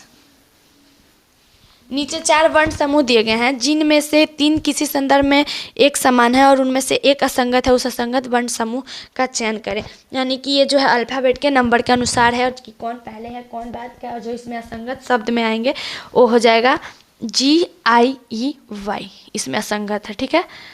एक विशिष्ट कूट भाषा में पवन को SCZCQ के रूप में लिखा जाता है, सोहम को VQKCP के रूप में लिखा जाता है, तो किरण को कैसे लिखा जाएगा, तो किरण को जो है NKUCQ के भाषा में लिखा जाएगा। दिए गए विकल्पों में से वह संख्या चुने जो निम्नलिखित श्रृंखला के प्रश्न चिन्ह के स्थान पर आएगी, 11 13 19 49 109 239, ठीक है। तो संख्या श्रृंखला का क्रम, तो यहाँ पर 11 प्लस 1 का Q प्लस 1 यानी कि 11 प्लस 2 इजक्वल टू 13। ठीक है, अब 13 का तो 13 प्लस 2 का cube minus 2 is equal to 13 plus 6 is equal to 19। ठीक है, ये हो गया दूसरा। इसी तरह से कर देंगे, इसमें सबसे करते जाएंगे 19। ठीक है, अब 19 प्लस 3 का क्यू प्लस 3 यानी कि 19 प्लस 30 इजक्वल टू 49। ठीक है, अब 49 प्लस 4 का cube minus 4 is equal to 49 plus 60, तो आ गया 109। ठीक है, यहाँ तक आप लोग समझ गए। अब 109 प्लस 5 का क्यू प्लस 5, तो 109 प्लस 130, तो आ गया 239। ठीक है, 239। अब 239 प्लस 6 का क्यू माइनस 6, ठीक है, इक्वल टू 239 माइनस 449। गणितीय चिन्हों का वह सही संयोजन चुनें जिसके क्रमिक रूप से चिन्हों के स्थान पर रखने पर समीकरण संतुलित हो जाएगा। तो जो समीकरण संतुलित हो जाएगा तो हमारा क्या है 25, 7, 40, 20, 4, 210 है। ठीक है, और इसे हमें क्या करना है, समीकरण को संतुलित करना है। तो इसे हम लोग लिख सकते हैं 25 गुना 7, ठीक है, प्लस 40 माइनस 20 माइनस 20 भागा 4 इजक्वल टू 210। ठीक है, 210 175 plus 40 minus 5 is equal to 210। 215 minus 5 is equal to 210। ठीक है, तो इसको हम लोग कैसे लिखेंगे, गुना प्लस माइनस भागा, गुना प्लस माइनस भागा इजक्वल टू। उन घनों का चयन करें जो चिन्हों से दी गई शीट के लाइनों पर मोड़कर बनाया जा सकता है। तो जो बनाया जा सकता है वो है केवल बी, यानी 1 और 4, 1 और 4, 1 और 4। दिए गए विकल्पों में से वह आकृति चुने जो निम्नलिखित श्रृंखला के प्रश्न चिन्ह के स्थान पर आएगी। जो प्रश्न चिन्ह के स्थान पर आएगी वो है ये। दी गई आकृति में त्रिभुजों की संख्या ज्ञात कीजिए। यहाँ पर आकृति में जो त्रिभुजों की संख्या उसे हमें ज्ञात करना है। तो यहाँ पर टोटल 15 त्रिभुज है। 15 त्रिभुज कैसे हैं, तो ये रहा के जे ओ आई ओ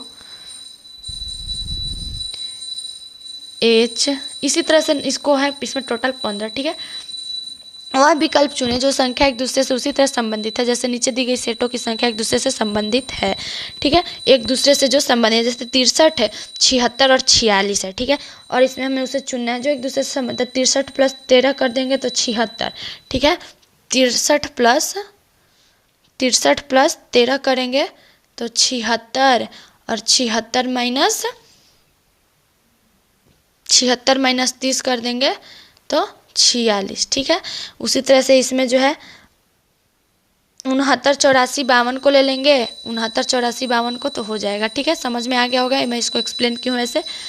दिए गए आरेख में वृत्त शिक्षकों के निरूपित करता है, त्रिभुज नर्तकों को निरूपित करता है और आयत लेखकों को निरूपित करता है। यदि दिए गए आरेख में ध्यानपूर्वक अवलोकन करें और उसके बाद दिए गए प्रश्न का उत्तर दें तो जो इसमें सही होगा वो होगा 10। हमारा अगला प्रश्न है, वह सही विकल्प चुनें जो दिए गए शब्दों को उस क्रम में दर्शाता है जिसमें अंग्रेजी शब्दकोश में आते हैं, जैसे सेंसिनेशनल, सेंसिटाइज, सेंटिमेंट, सितंबर और सेंटेंस। ठीक है, तो इसे हमें जो है वो अंग्रेजी शब्दकोश में आते हैं, उस तरह से हमें दर्शाना है। ठीक है, तो यहाँ पर हम लोग इसको लिख सकते हैं जैसे अंग्रेजी शब्द को इसके अनुसार शब्दों का जो व्यवस्था है उसे जो जिस तरह से हमें लिखना है, समझाना है इस चीज़ को, तो हम लोग इसको इस तरह से लिखेंगे कि पहले हम लोग सेंसेशनल, उसके बाद सैनिटाइज, उसके बाद सेंटेंस, फिर सेंटीमेंट एंड उसके बाद सितंबर, यानी कि 1 2 5 1 2 5 3 4 इस तरह से। ठीक है, अक्षरों को उस संयोजन का चयन करें जो दी गई श्रृंखला के रिक्त स्थानों पर क्रमिक रूप से रखे जाने पर श्रृंखला को पूर्ण करेगा। तो जो श्रृंखला को पूर्ण करेगा वो है GPCT। ठीक है, GPCT। ठीक है, DGP, CT,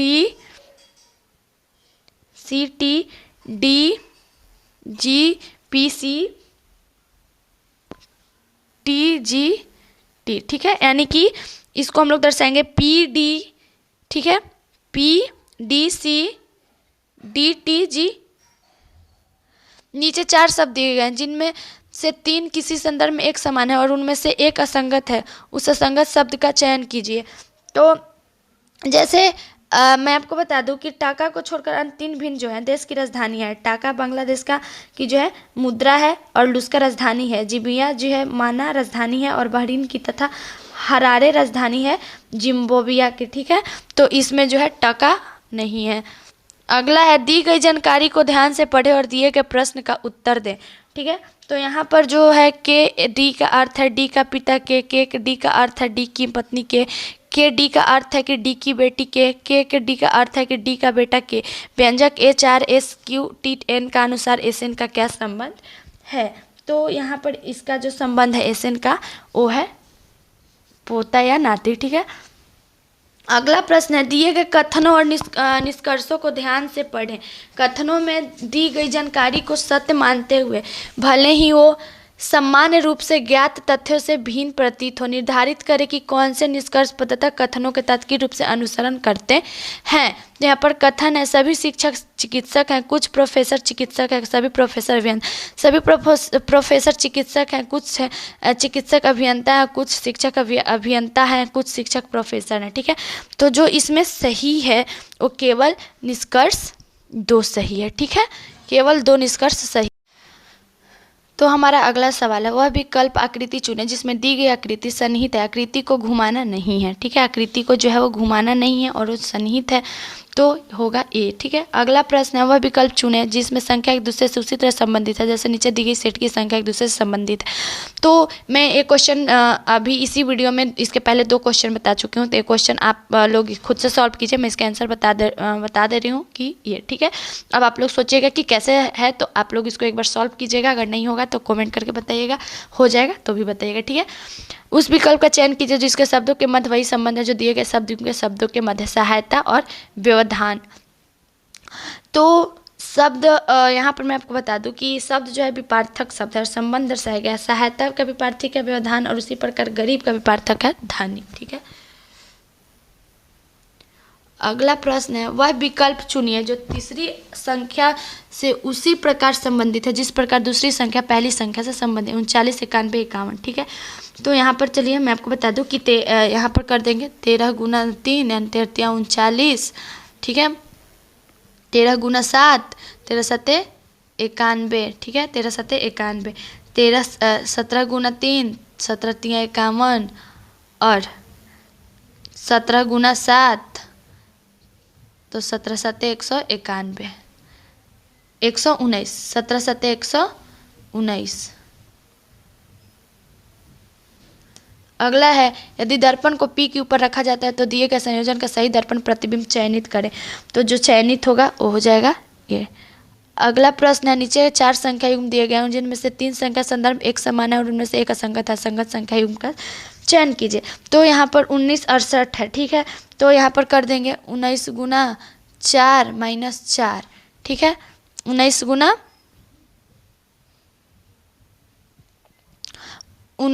4 तो 76 माइनस 4। ठीक है, 76 माइनस 4। यहाँ पर थोड़ा सा मिस्टेक हो गया है। ठीक है, इसको 1968 है, ठीक है, 1968 है। तो 19 गुना 4 माइनस 8 करेंगे, ठीक है। तो 19 यहाँ पर 19 गुना 4 किए हैं तो 76 आ जाएगा, 19 चौका 76 और माइनस 8 कर देंगे तो 68 आ जाएगा, ठीक है। ये हमारा पहला है। अब दूसरा है 1760, ठीक है। 1760 तो 17 गुना 4 माइनस 8, ठीक है।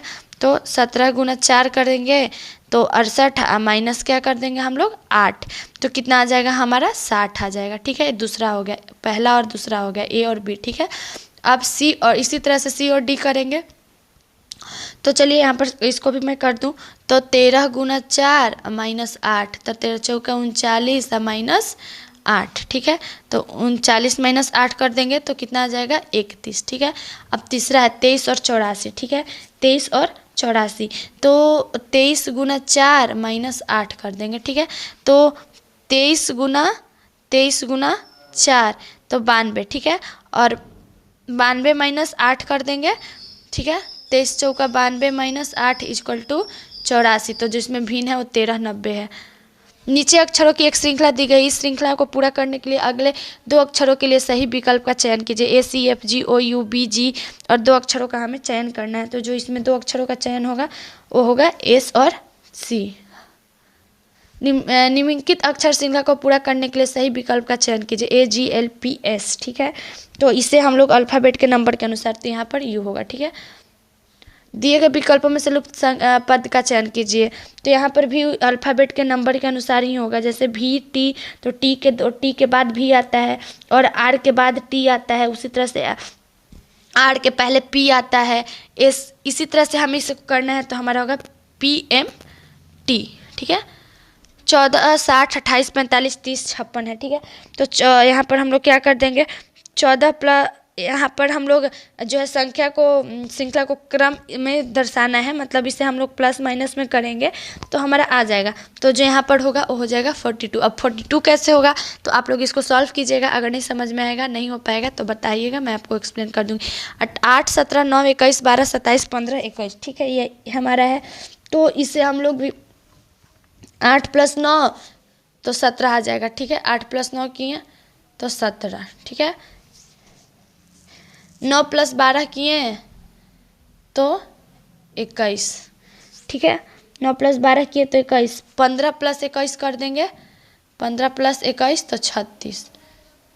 अगला प्रश्न हमारा है निम्नलिखित में से 3 किसी रूप में समान है और किसी समूह से भी समान है, उसको ज्ञात कीजिए जो समूह का नहीं है। ML XW FG TS, ठीक है। तो यहाँ पर संख्या जो है ML, तो पहले L आता है, फिर M आता है, फिर WX आता है, ठीक है। फिर EFG आता है, ठीक है। फिर ST आता है। तो यहाँ पर FG जो है वो। अगला प्रश्न हमारा है यदि मैन इक्वल टू 30 तथा सेल इक्वल टू 34 हो तो बैंक, ठीक है। तो यहाँ पर जिस प्रकार मैन जो है तो एम जो है 13 स्थान पे आता है, ए पहले स्थान पे और एन जो है 14 स्थान पे, तो 28 हो गया। 28 + 2 कर देंगे तो 30 आ जाएगा, ठीक है। उसी प्रकार से सेल मतलब अल्फ़ाबेट के नंबर के अनुसार, तो ये जो है वो 30 होगा। Bank equal to 30। 30 छात्रों की एक कतार में अंजू का क्रम प्रारंभ 13वें है, तो बताइए कि अंत में उसका क्रम क्या होगा। तो अंजू का अंत में क्रम जो हो जाएगा 30 - 13 + 1 इक्वल टू 17 + 1 इक्वल टू 18वां स्थान। 5 बैग ABCD और E किसी ढेर में एक दूसरे से के ऊपर पड़े हैं। यदि A B के ऊपर से C D के ऊपर परंतु E के नीचे है तो D A के ऊपर, तो बीच में कौन सा बैग है। तो यहाँ पर बीच में जो है वो D है, ठीक है। बीच में जो बैग है वो D है।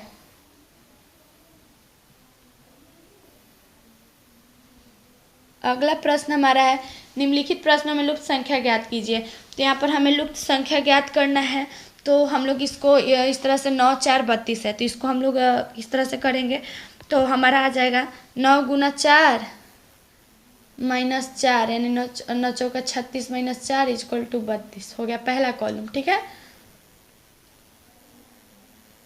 अब दूसरा कॉलम, तो 15 गुना 5 माइनस 5, 15 × 5 =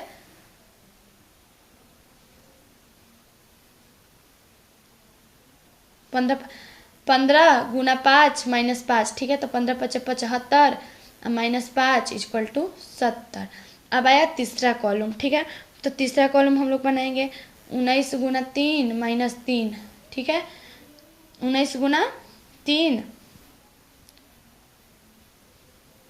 57 माइनस 3 = 54। अगला प्रश्न है, यदि 123 और 987, ठीक है, 123 और 987 के स्थान पर आता है तो 234 किसके स्थान पर आता है, ठीक है। तो यहाँ पर 1 + 9 तो 10, यहाँ पर 1 + 9 करेंगे तो 10, ठीक है। 2 + 8 करेंगे तो 10 और 3 + 7 करेंगे तो 10, ठीक है। तो 987 जो है इस तरह से करेंगे तो हो जाएगा। उसके बाद 234 जो है तो यहाँ पर 2 + 8 कर देंगे तो 10, ठीक है। 3 + 7 कर देंगे तो 10, 4 + 6 कर देंगे तो 10, यानी कि जो हमारा आंसर आएगा वो आएगा 800। हमारा जो आंसर आएगा वो आएगा 876। अगला प्रश्न हमारा है, वह शहर पहचाने जो अन्य से भिन्न है। नई दिल्ली, पेरिस, लंदन, मुंबई, ठीक है। तो मुंबई को छोड़कर जो है सभी किसी न किसी देश की राजधानी है, ठीक है। मुंबई को छोड़कर सभी ना कोई देश की राजधानी ही है, ठीक है। प्रश्न 137 से 138 तक प्रश्नों के उत्तर देने के पूर्व निम्नलिखित रेखाचित्र अध्ययन कीजिए। 3 प्रतिच्छेदी वृत्त दिए गए हैं, प्रत्येक किसी निश्चित वर्ग के लोगों को निरूपण कर रहा है। विभिन्न क्षेत्र ए से जी तक चिन्हित किए गए हैं। भारतीय पुरुष और गायक, किस तरह भारतीय गायक जो पुरुष नहीं है किसके द्वारा निरूपित है, भारतीय गायक जो पुरुष नहीं है वो किसके द्वारा निरूपित है, तो भारतीय गायक जो पुरुष नहीं है वो डी के द्वारा निरूपित किए गए हैं, ठीक है। पुरुष जो ना तो भारतीय और ना गायक किसके द्वारा निरूपित किए गए हैं, तो वैसे पुरुष जो ना भारतीय और ना ही गायक है वो एफ के द्वारा निरूपित किए गए हैं, ठीक है। यदि लेडी को किसी कूट भाषा में 110324 लिखा गया तो मैन को उसी कूट भाषा में लिखा जाएगा। तो एल जो है वो 11वें स्थान पे, तो 12 - 1 कर देंगे। ए जो है 1वें स्थान पे है, डी जो है 4ठे स्थान पे है और वाई जो है 25वें स्थान पे है। तो इसको माइनस करते जाएंगे तो हमारा आ जाएगा। उसी तरह से मैन एम जो है 13वें स्थान पे, ए पहले स्थान पे और एन 14 स्थान पे। इन तीनों में से एक एक माइनस कर देंगे तो 12 0 13, ठीक है। 12 0 13। यदि मैं पंक्ति में दोनों किनारे छठा हूँ तो पंक्ति में कितने व्यक्ति हैं, यानी कि पंक्ति में कितने व्यक्ति हैं, तो यहाँ पर 6 + 6 - 1 यानी कि 12 - 1 = 11। अगला प्रश्न है, एक व्यक्ति ने एक फोटोग्राफर को देखते हुए कहा, मेरा कोई भाई या बहन नहीं है, परंतु फोटोग्राफर वाले व्यक्ति का पिता मेरे पिता का बेटा है, तो फोटो वाले व्यक्ति और मेरे बीच क्या रिश्ता है। तो व्यक्ति के पिता का इकलौता बेटा का पिता का अगर व्यक्ति का पिता अगर इकलौता बेटा का अर्थ हुआ तो व्यक्ति स्वयं है, ठीक है। और वह व्यक्ति फोटोग्राफर वाले व्यक्ति का क्या है, पिता है। लड़के की एक पंक्ति में बाएं से गणेश का क्रम 12वां है तथा दाएं से राजन का क्रम 15वां है। जब आपस में स्थिति परिवर्तन करते हैं तो दाहिनी ओर से राजन का क्रम 20वां हो जाता है। तो पंक्ति में कितने लड़के हैं, तो यहाँ पर पंक्ति में कुल लड़कों की संख्या इक्वल टू क्या कर देंगे, 12 + 20 = 32, ठीक है। 32 - 1 कर देंगे तो 31। इन विसंगत अक्षरों को स्पेलिंग्स में समध को ज्ञात कीजिए। स्टॉप, ड्रायो, पिनो, ड्रेजिन, ठीक है। तो यहाँ पर हमें क्या करना है, स्टॉप तो पोस्ट, ठीक है, ड्रायो तो रेडियो, पिनो तो फोन और ड्रेजिन मतलब गार्डन, ठीक है। इस तरह से तो इसमें जो है वो हो जाएगा पहला, ठीक है, स्टॉप का पोस्ट। एक बोतल में 12 औषध दवा है। डॉक्टर ने मरीज के प्रति आधा घंटा 2 औषध दवा लेने की सलाह दी है। यदि मरीज इस दवा को सुबह 7 बजे से लेना शुरू करे तो कितने बजे तक दवाई समाप्त हो जाएगी, ठीक है।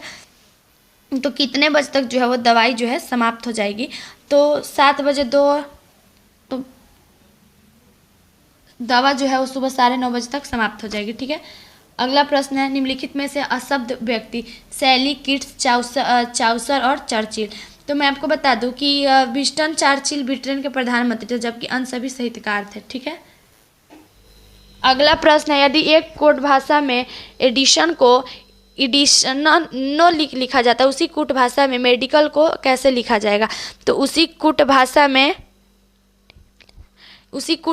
में हम लोग डेमिलक्स लिखेंगे। ठीक है, प्रथम असंगत संख्या 1 है, दूसरी असंगत संख्या 3 है, तीसरी असंगत 5 है और इसी प्रकार आगे 200वीं संख्या है। तो यहाँ पर जो है वो 399। ठीक है, अगला प्रश्न है, सूचना को पढ़कर सही विकल्प चुनकर प्रश्नों का उत्तर दीजिए।